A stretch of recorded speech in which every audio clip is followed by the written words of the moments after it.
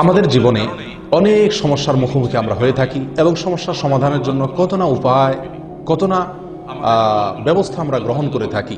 সমাধানের জন্য কতদিকে আমরা ছুটোছুটি দৌড়দৌড়ি করে থাকি।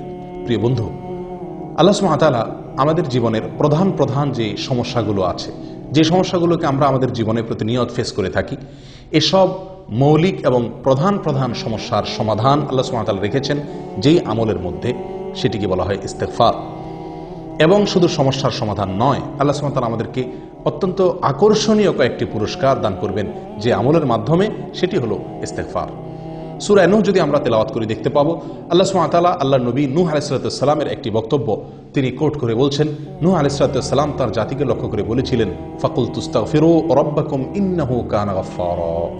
অর্থাৎ আল্লাহর নবী নূহ আলাইহিস সালাম তার জাতিকে লক্ষ্য করে বলেছিলেন যে তোমরা ইস্তেগফার করো, তোমাদের রবের কাছে তোমরা ক্ষমা প্রার্থনা করো, মাপ চাও। তাতে কি হবে, কি লাভ হবে?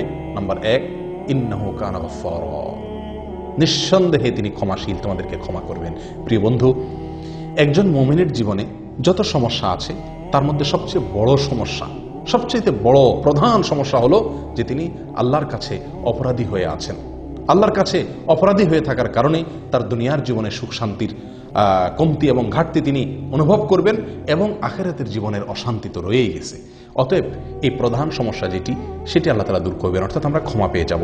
নাম্বার 2, আল্লাহ সুবহানাহু ওয়া তাআলা পরবর্তী আয়াতে নূহ আলাইহিস সালামের জাতিকে লক্ষ্য করে তার ইস্তেগফারের বিনিময়ে আল্লাহর পক্ষ থেকে ঘোষিত সেই পুরস্কার বা সমস্যার সমাধানের কথা আল্লাহ তাআলা বলেন। কি সেটা? সেটা হলো আল্লাহ সুবহানাহু ওয়া তাআলা বলেন যে ফাকুলতু ইস্তাগফিরু রাব্বাকুম ইন্নাহু কানা গাফফারা ইউরসিলিস সামাআ আলাইকুম মিদরারা। আল্লাহ সুবহানাহু ওয়া তাআলা ইস্তেগফার করলে কি হবে? অনাবৃষ্টির সমস্যা দূর করে দিবেন।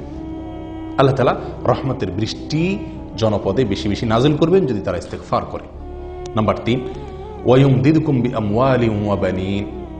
যাদের সম্পদের অভাব, দারিদ্রতা, আজ আমাদের অনেকেরই অর্থের অভাব, এটি বড় একটা সমস্যা জীবনের। প্রিয় বন্ধু, সেই সমস্যার সমাধান আল্লাহ সুবহানাহু ওয়া তাআলা রেখেছেন ইস্তেগফারের মধ্যে। আমরা যদি ইস্তেগফার করি, আল্লাহ তাআলা বলেন ওয়ায়ুমদিদকুম বিআমওয়াল, শুধু সম্পদ দিবেন না, এমন সম্পদ দিবেন যেটি আমাদেরকে শক্তিশালী করে, যেটি আমাদেরকে সমৃদ্ধ করে, যেটি আমাদেরকে আমাদের হাতকে মজবুত করে, অর্থাৎ কাজের সম্পদ, বরকতের সম্পদ আল্লাহ তাআলা দান করবেন। ওয়া বানিন, অনেকেরই সন্তানহীনতার সমস্যা আছে, সম্পদ আছে কিন্তু সন্তান নাই। আল্লাহ সুবহানাহু ওয়া তাআলা সন্তানহীনতার সমস্যা দূর করে দিবেন। নিঃসন্তান থাকার যে সমস্যা, সেটি আল্লাহ তাআলা দূর করবেন ইস্তেগফারের মাধ্যমে। অতএব যদি কেউ ইস্তেগফার করে, আল্লাহ তাআলা তাকে সন্তান দান করবেন। হাসান বসরি রাহমাতুল্লাহর কাছে কেউ যদি সন্তানহীনতার অভিযোগ নিয়ে আসতো, তিনি বলতেন ইস্তেগফার করো। আমাদের আজকাল সন্তান না হলে আমরা কত আমল খুঁজে বেড়াই, আমল হাতের কাছেই রয়ে গেছে, সেটা হলো আপনি ইস্তেগফার করেন। শুধু সন্তান নয়, আল্লাহ তাআলা এমন সন্তান দিবেন যে সন্তান আপনাকে শক্তিশালী করবে। আল্লাহ বলেন ওয়ায়ুমদিদকুম বিআমওয়াল ওয়া বানিন, আল্লাহ তাআলা সম্পদ এবং সন্তান দিয়ে তোমাদেরকে শক্তিশালী করবেন, সমৃদ্ধ করবেন, সহযোগিতা করবেন, সাহায্য করবেন। অর্থাৎ যে সন্তান, যে সম্পদ আমাদের কাজে আসবে, যেটি আমাদের হাতকে শক্তিশালী করবে, আমাদেরকে দুর্বল করবে না। প্রিয় বন্ধু, ইস্তেগফারের মাধ্যমে আমরা প্রধান গুরুত্বপূর্ণ 3টি সমস্যার সমাধান এখানে পেয়ে যাচ্ছি। প্রথমত, আল্লাহ তাআলা আমাদেরকে মাফ করবেন, ক্ষমা পেয়ে যাব। দ্বিতীয়ত, অনাবৃষ্টির সমস্যা দূর হয়ে রহমতের বৃষ্টি আমরা পাবো। তৃতীয়ত, আমাদের অর্থের অভাব অনটন আল্লাহ তাআলা দূর করবেন। চতুর্থত, আল্লাহ তাআলা সন্তানের যে অভাব, সেটা আল্লাহ তাআলা দূর করবেন ইস্তেগফারের মাধ্যমে। এবং পরবর্তীতে আল্লাহ সুবহানাহু ওয়া তাআলা আরো কয়েকটি পুরস্কারের কথা বলছেন। আল্লাহ সুবহানাহু ওয়া তাআলা বলেন ওয়ায়ুমদিদকুম বিআমওয়ালিন ওয়া বানিন ওয়া ইয়াজআল লাকুম জান্নাতিন ওয়া ইয়াজআল লাকুম আনহারা। আরো 2টি পুরস্কারের কথা আল্লাহ তাআলা পরবর্তী আয়াতে বলছেন। যদি তোমরা ইস্তেগফার করো, তাহলে আল্লাহ সুবহানাহু ওয়া তাআলা বাগ বাগিচা, ক্ষেত খামার, ফসল, এগুলো আল্লাহ সুবহানাহু ওয়া তাআলা বাড়িয়ে দিবেন। রিজিক বেড়ে যাবে, অর্থ আছে, সন্তানও আছে, কিন্তু ক্ষেত খামার, ফসল ইত্যাদি ভালো হয় না, এটাও একটা সমস্যা। আল্লাহ তাআলা সেই সমস্যার সমাধান রেখেছেন ইস্তেগফারের মাধ্যমে। ফসল ইত্যাদি বেশি হবে যদি আল্লাহর কাছে আমরা ইস্তেগফার করি। নাম্বার 6, আল্লাহ সুবহানাহু ওয়া তাআলা বলছেন ওয়াজআল লাকুম আনহারা, আজআল লাকুম জান্নাতিন ওয়া ইয়াজআল লাকুম আনহারা, এবং তোমাদের জন্য নদী, নালা, নহর, প্রসবন, ঝর্ণা, পানির যে সমস্যা, আসমান থেকে নাজিল হওয়া পানি, এটি আল্লাহ তাআলার একটি রহমত। আর জমিনে এরকমভাবে নদী, নালা ইত্যাদিতে পানি থাকা, খাল বিল ইত্যাদিতে পানি পরিপূর্ণ থাকা প্রয়োজন অনুপাতে, সেটা আরেকটা আল্লাহ তাআলার নিয়ামত, সেটিও পাওয়া যাবে ইস্তেগফারের মাধ্যমে।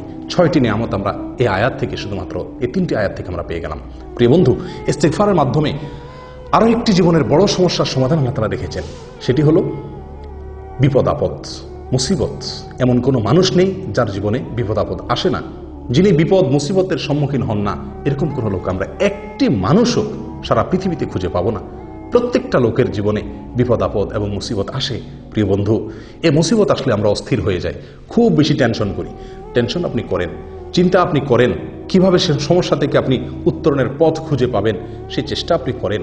কিন্তু বন্ধু, আপনি যত বেশি চিন্তা এবং টেনশন করবেন তার চাইতে বেশি আপনাকে ইস্তেগফার করা উচিত। কারণ ইস্তেগফার বেশি করার মধ্যেই আল্লাহ সুবহানাহু ওয়া তাআলা মুসিবত থেকে বের হওয়ার উত্তরণের পথ সেখানে আল্লাহ তাআলা রেখে দিয়েছেন ইস্তেগফার করার মধ্যে। এ বিষয়ে আমরা অত্যন্ত গুরুত্বপূর্ণ এবং বেশ শক্তিশালী কয়েকটি দলিল আমরা নিতে পারি। নম্বর 1, আদিপিতা আদম আলাইহিস সালাম তার জীবনে যখন সবচেয়ে বড় সমস্যার তিনি সম্মুখীন হলেন, জান্নাত থেকে আল্লাহ তাআলা বের করে দিলেন, আল্লাহ অসন্তুষ্ট হয়ে গেলেন, তখন তিনি আল্লাহ সুবহানাহু ওয়া তাআলার কাছে ইস্তেগফার করেছিলেন। আল্লাহ তাআলা তাকে তখন তার সেই সমস্যা দূর করেছিলেন। কিভাবে ইস্তেগফার করেছিলেন? তিনি বলেছিলেন, রব্বানা যালামনা আনফুসানা ওয়া ইল্লাম তাগফির লানা ওয়া তারহামনা লানাকুনান্না মিনাল খাসিরিন। হে আমার রব, নিশ্চয় আমি আমার উপরে অবিচার করেছি, নিজের প্রতি নিজে জুলুম করেছি। যদি আপনি ক্ষমা না করেন, আপনি রহম না করেন, আমার বড় ক্ষতি হয়ে যাবে, আমি বড় ক্ষতিগ্রস্ত হয়ে যাব মাবুদ। আল্লাহর কাছে ছোট হয়ে ক্ষমা চেয়েছেন, আল্লাহ তাআলা তার সমস্যা দূর করে দিয়েছেন। প্রিয় বন্ধু, আল্লাহর নবী ইউনুস আলাইহিস সালাম তিনি যে বিপদে পড়েছিলেন, ঐতিহাসিক বিপদ, মাছের পেটে তিনি চলে গিয়েছিলেন, আল্লাহ তাআলা কুদরতিভাবে সেখানে তাকে কিছু সময়ের জন্য হায়াত রেখে দিয়েছিলেন। ওই মুহূর্তে তিনি আত্মরক্ষার জন্য যে চেষ্টাটুকু করেছিলেন, এই বিপদ থেকে বের হওয়ার জন্য, এই বিপদ দূর হওয়ার জন্য যে চেষ্টা করেছেন সেটি হলো ইস্তেগফার তিনি করেছেন। তিনি আল্লাহর কাছে যে দোয়ার মাধ্যমে সাহায্য প্রার্থনা করেছিলেন, যে দোয়াটি পাঠ করেছিলেন, সেখানে আল্লাহর কাছে বড় বেশি ভালো লেগেছে। আল্লাহ তাআলা সেটা কোরআনে উল্লেখ করেছেন। কি দোয়া করেছিলেন? তিনি বলেছিলেন, লা ইলাহা ইল্লা আনত সুবহানাকা ইন্নী কুনতু মিনাজ জালিমিন, যেটাকে দোয়া ইউনুস হিসেবে আমরা জানি। অর্থাৎ আল্লাহ আপনি ছাড়া কোনো মাবুদ নাই, আপনি পবিত্র, নিশ্চয়ই আমি অপরাধী, আমি জালেম। আল্লাহর কাছে নিজের দোষের কথা স্বীকার করে ক্ষমা চাওয়া, প্রিয় বন্ধু, এটা আমাদের জীবনের বড় বড় সমস্যাকে দূর করে দেয়। নূহ আলাইহিস সালামকে আল্লাহ তাআলা সমস্যা থেকে তাকে উত্তরণের পথ বের করে দিয়েছিলেন এই ইস্তেগফারের মাধ্যমে। আদম আলাইহিস সালামকে আল্লাহ সুবহানাহু ওয়া তাআলা তার বিপদ দূর করে দিয়েছিলেন এই ইস্তেগফারের মাধ্যমে। আমাদের নবী সাল্লাল্লাহু আলাইহি সাল্লাম বলেছিলেন, কালিমাতু আখি জিন্নুন, আমার ভাই জিন্নুনের যে বাক্য, লা ইলাহা ইল্লা আনতা সুবহানাকা ইন্নী কুনতু মিনাজ জালিমিন, এটাকে তোমরা আঁকড়ে ধরো, বলো, তাহলে কি হবে? আল্লাহ তাআলা তোমাদের বিপদ আপদ দূর করে দিবেন। প্রিয় বন্ধু, কোরআনে কারিমে এই আয়াতটি, এই দোয়াটি, ইউনুস আলাইহিস সালামের এই দোয়াটি উল্লেখ করার পর আল্লাহ সুবহানাহু ওয়া তাআলা বলেন, ওয়া কাযালিকা নুনজিল মুমিনিন, আমি যেভাবে এই দোয়ার মাধ্যমে, ইস্তেগফারের মাধ্যমে আমার নবী ইউনুসকে বিপদ থেকে আমি মুক্ত করেছিলাম, ঠিক একইভাবে, একই পদ্ধতিতে আমি ইমানদারদেরকেও এই সমস্যা থেকে আমি বের হওয়ার, যে কোনো বিপদাপদ থেকে বের হওয়ার পথ দেখাবো এই দোয়ার মাধ্যমে, অর্থাৎ ইস্তেগফারের মাধ্যমে। প্রিয় বন্ধু, এছাড়াও নবী সাল্লাল্লাহু আলাইহি ওয়াসাল্লামের একটি বিখ্যাত হাদিস আছে, যে হাদিসের সনদ বা তার সূত্র নিয়ে মুহাদ্দিসিন একরামের অনেকেই প্রশ্ন তুলেছেন, কিন্তু তার যে মর্ম, সেটা যে বিশুদ্ধ, এটা নিয়ে কারোর কোনো সন্দেহ নেই। হাদিসটি হলো, মান লাজিমাল ইস্তেগফার, যে ব্যক্তি ইস্তেগফারকে আঁকড়ে ধরবে, সব সময় ইস্তেগফার পড়বে, শুধু এক দুইবার পড়বে তা নয়, এটাকে আঁকড়ে ধরবে, পড়তেই থাকবে। অন্য বর্ণনা আছে, মান কাসসারাল ইস্তেগফার, যে ব্যক্তি বেশি বেশি ইস্তেগফার করবে, আল্লাহ সুবহানাহু ওয়া তাআলা তাকে কি দিবেন? আল্লাহ সুবহানাহু ওয়া তাআলা তাকে জাআলাল্লাহু লাহু মিন কুল্লি হাম্মিন ফারাজা, যেই কোনো মুসিবত বিপদ থেকে আল্লাহ তাআলা তাকে সমাধানের পথ দেখাবেন, সমাধানের পথ সে পাবে। ওমিন কুল্লি যিকিন মাখরাজা, যে কোনো সংকীর্ণতায়, কোণঠাসাময় পরিস্থিতি তিনি পড়ে গেলে আল্লাহ সুবহানাহু ওয়া তাআলা তার জন্য বের হওয়ার, উত্তরণের পথ তাকে আবিষ্কার করে দিবেন কুদরতিভাবে, যদি সে ইস্তেগফারকে কন্টিনিউ করে। প্রিয় বন্ধু, তাহলে বুঝতে পারলাম নূহ আলাইহিস সালামের ঘটনা থেকে, আদম আলাইহিস সালামের ঘটনা থেকে, নবী সাল্লাল্লাহু আলাইহি ওয়াসাল্লামের হাদিস থেকে, এবং আরও এ জাতীয় বহু বর্ণনা আছে যেগুলোর খোলাসা এই, যে আমরা যদি ইস্তেগফারকে নিয়মিত করি, ইস্তেগফারকে যদি আমরা আমাদের জীবনের অংশ বানিয়ে নিই, আমরা সবসময় মুখে অবসর সময়ে যখনই সুযোগ পাবো ইস্তেগফার করতে থাকবো, তখনই কি হবে? আমরা, আল্লাহ সুবহানাহু ওয়া তাআলা আমাদেরকে বিপদ থেকে দূর করবেন। আপনি কোনো মুসিবতে পড়ে গেছেন, কোনো বিপদে পড়ে গেছেন, প্রিয় বন্ধু, সর্বপ্রথম যে কাজটি করা দরকার, ইস্তেগফার শুরু করা দরকার। ইস্তেগফার করতে থাকুন, ইস্তেগফার করতে থাকুন, ইনশাআল্লাহ আল্লাহ তাআলা আপনাকে বিপদ থেকে বের হওয়ার একটা পথ দেখিয়ে দিবেন। প্রিয় বন্ধু, এটি একটি বিরাট বড় একটা সমস্যার সমাধান, জীবনের যে কোনো বিপদের সমাধান রয়ে গেছে ইস্তেগফারের মধ্যে। 7 নম্বর চলে গেল। 8 নম্বর হলো, আল্লাহ তাআলার আযাব এবং গজব আমাদের উপরে আসবে না যদি আমরা ইস্তেগফার করি। ইস্তেগফারের মাধ্যমে আল্লাহ সুবহানাহু ওয়া তাআলা তার বান্দাদেরকে আসমানি যে আযাব, আসমানি যে গজব, সেই গজব থেকে আল্লাহ সুবহানাহু ওয়া তাআলা রক্ষা করে থাকেন। আল্লাহ সুবহানাহু ওয়া তাআলা বলেন, মা কানাল্লাহু লিউআযিবাহুম ওয়া আনতা ফীহিম, হে রাসূল, আপনি যদি তাদের মাঝে অবস্থান করেন, তাহলে আমি সেখানে আযাব পাঠাবো না। আল্লাহ তাআলা কোনো নবী উপস্থিত থাকলে সেখানে আল্লাহর গজব বা আযাব পাঠান না। লূত আলাইহিস সালামের জাতির উপর আল্লাহর আযাব এসেছিল, আল্লাহ তাআলা তার আগে তাকে সরিয়ে নিয়েছিলেন। এরকমভাবে নূহ আলাইহিস সালামের উপর আল্লাহর আযাব এসেছিল জাতির উপরে, আল্লাহ তাআলা তার আগে নূহ আলাইহিস সালামকে কিস্তিতে উঠায় তাকে রক্ষা করেছিলেন। ঠিক একইভাবে আয়াতে আল্লাহ সুবহানাহু ওয়া তাআলা বলছেন, হে রাসূল, আপনার থাকা অবস্থাতে আমি সেখানে আমার আযাব প্রেরণ করব না। অর্থাৎ নিরাপত্তা তারা অর্জন করবে যদি আপনি সেখানে থাকেন। অর্থাৎ নবী সাল্লাল্লাহু আলাইহি সাল্লামের উপস্থিতি এটা নিরাপত্তার একটি কারণ।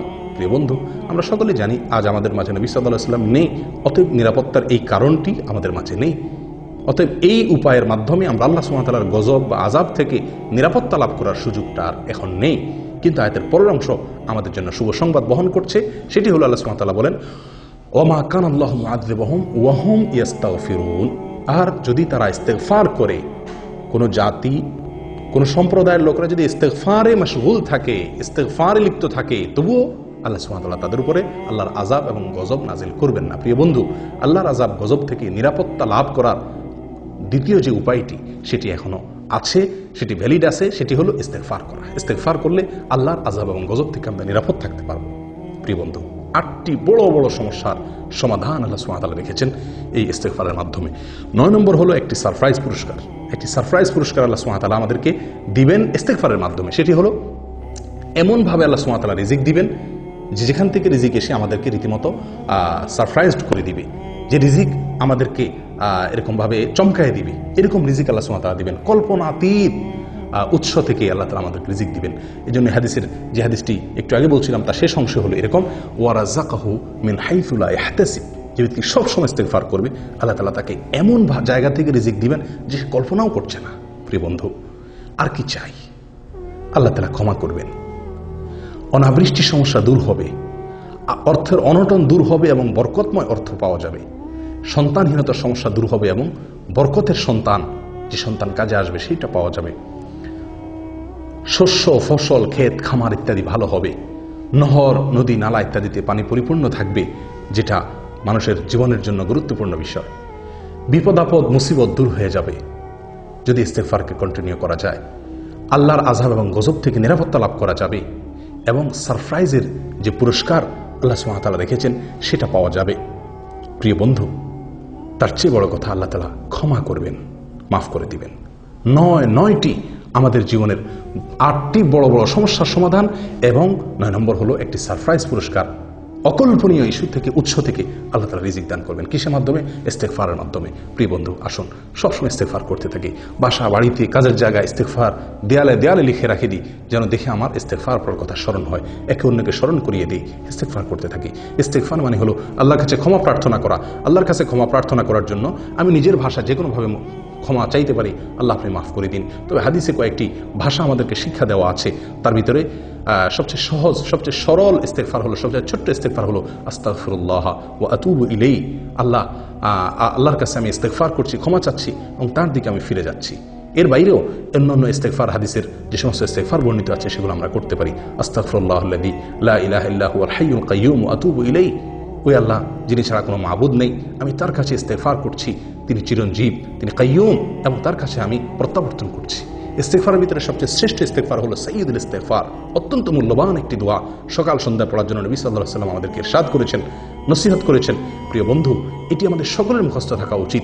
সাইয়্যিদুল ইস্তেগফার হলো আল্লাহুম্মা আনতা রাব্বি, হে আল্লাহ আপনি আমার রব, লা ইলাহা ইল্লা আন্ত, আপনি ছাড়া কোনো মাবুদ নাই, খালাকতানি, আপনি আমাকে সৃষ্টি করেছেন, ওয়া আনা আবদুক, আমি আপনার গোলাম, ওয়া আনা আলা আহদিকা ওয়া ওয়া'দিকা, আমি আপনার অঙ্গীকার, আপনার ওয়াদা, আলাস্তু বিরব্বিকুম, যে আপনি আমাকে রব হিসাবে স্বীকারোক্তি নিয়েছিলেন সেটার উপরে আমি আছি, এখন আমি স্বীকার করছি। ওয়া আনা আলা আহদিকা ওয়া ওয়া'দিকা মাস্তাতা'তু, যতটুকু সম্ভব আমি সেই স্বীকারোক্তির উপরে এখনো অটল আছি।